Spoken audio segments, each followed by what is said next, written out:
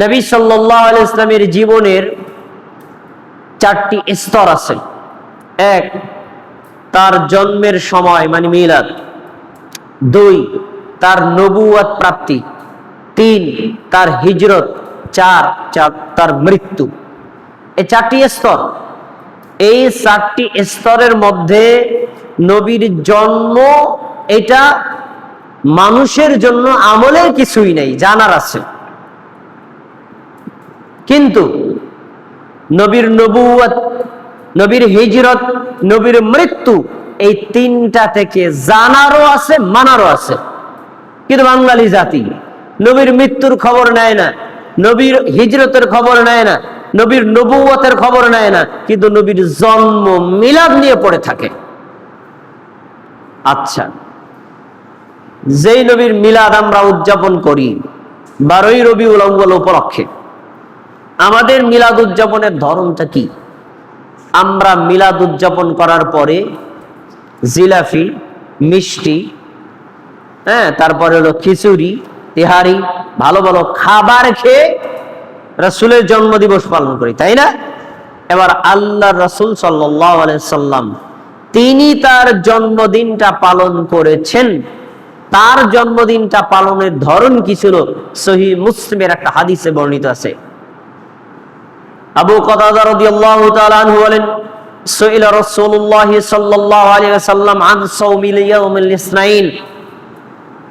আমরা সাহাবীরা লক্ষ্য করলাম আল্লাহ রাসূল সাল্লাল্লাহু আলাইহি ওয়াসাল্লাম প্রত্যেক সোমবার দিনে রোজা রাখেন। আমরা তাকে জিজ্ঞেস করলাম, আল্লাহ রাসূল আপনি প্রত্যেক সোমবার রোজা রাখেন, একটা সোমবারে আপনি রোজা মিস করেন না, কেন এই দিনটাতে এত গুরুত্ব দিয়ে রোজা রাখেন? রাসূল সাল্লাল্লাহু আলাইহি ওয়াসাল্লাম বললেন, যাকা ইয়াউমুন, সোমবার হলো এমন একটা দিন, উলিদতু ফীহি, আমি সোমবারে জন্মগ্রহণ করেছি, ওয়াবুইসতু ফীহি, আর এই সোমবার দিনেই হেরা গুহায় আমার কাছে জিবরাইল সূরা আলাকের প্রথম 5টা আয়াত দিয়ে আল্লাহ তাআলা আমাকে নবুয়ত দান করেছেন। বলেন আলহামদুলিল্লাহ। আমার দিকে তাকায় কথা বলতে হবে। রোজা রাখলে মানুষ খাবার খায় না খাবার বন্ধ হয়? কি আমরা কথা বলেন, খাবার খায় না খাবার বন্ধ হয়? রাসূল সাল্লাল্লাহু আলাইহি সাল্লাম তার জন্মদিবস পালন করেছেন বছরে একবার না, প্রতি সপ্তাহে একবার, আর সেই দিনটা ছিল সোমবার। এবং ওই দিনই তিনি রোজা পালন করেছেন খিচুড়ি খেয়ে, মিষ্টি খেয়ে নয়, না খেয়ে রোজা রাখার মাধ্যমে। আর বাঙালি জাতি নবীর মিলাদ পালন করে মিষ্টি খেয়ে, নবীর মিলাদ পালন করে তিহারি খেয়ে। তার রাসূলের মিলাদ পালন করা আর বাঙালির মিলাদ পালন করার মধ্যে পার্থক্য আছে না নেই?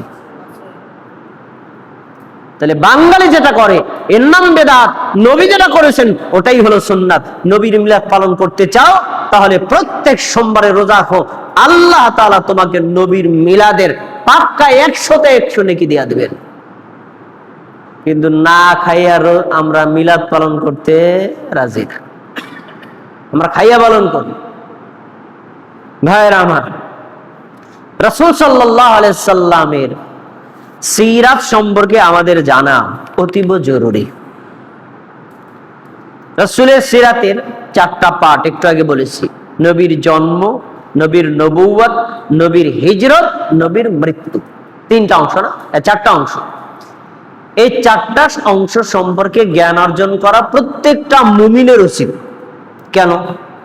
আপনি যদি নবীর জীবনী সম্পর্কে না জানেন তাহলে নবীর উপর আপনার ঈমান পূর্ণ হবে না।